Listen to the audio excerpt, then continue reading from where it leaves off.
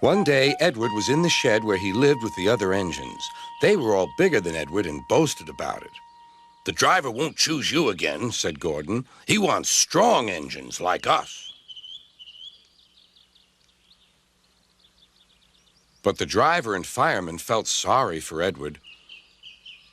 "Would you like to come out today?" "Oh, yes, please," said Edward. So they lit his fire, made lots of steam, and Edward puffed away.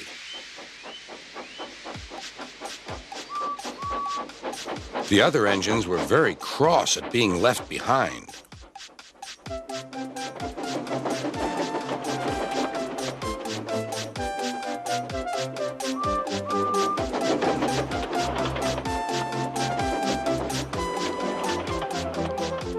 Edward worked hard all day. The coaches thought he was very kind, and the driver was very pleased.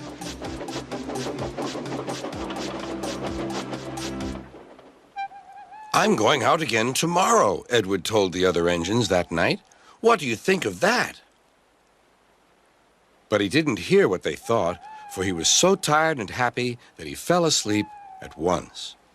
Next morning, Edward woke up to find nothing had changed. Gordon was still boasting. "You watch me, little Edward, as I rush through with the express. That will be a splendid sight for you." "Goodbye, little Edward. Look out for me this afternoon."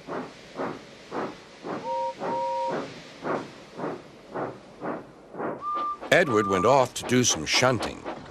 He liked shunting. It was fun playing with freight cars. He would come up quietly and give them a push. Then he would stop, and the silly freight cars would go bump into each other.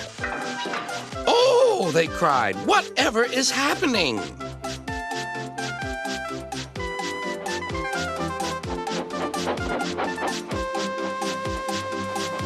Edward played till there were no more freight cars. Then he stopped to rest. Presently, he heard a whistle. Gordon was cross. Instead of nice shining coaches, he was pulling a dirty freight train.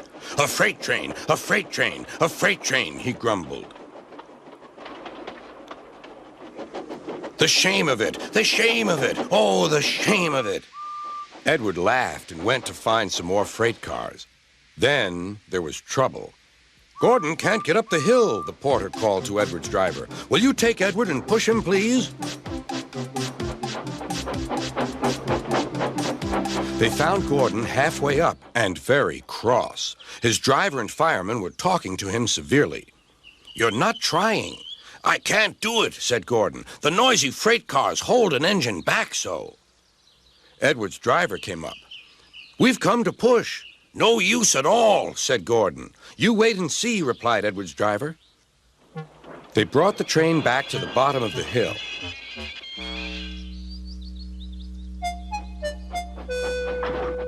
"I'm ready," said Edward. "No good," grumbled Gordon.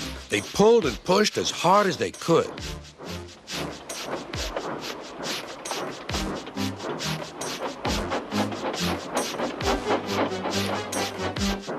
"I can't do it! I can't do it! I can't do it!" puffed Gordon. "I will do it! I will do it! I will do it!" puffed Edward.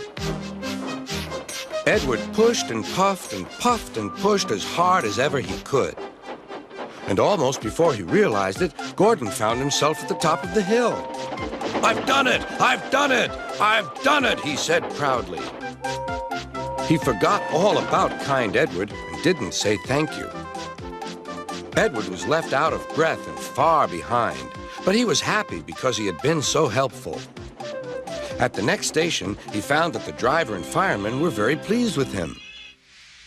The fireman gave him a nice long drink, and the driver said, "I'll get out my paint tomorrow and give you a beautiful coat of blue with red stripes. Then you'll be the smartest engine in the shed."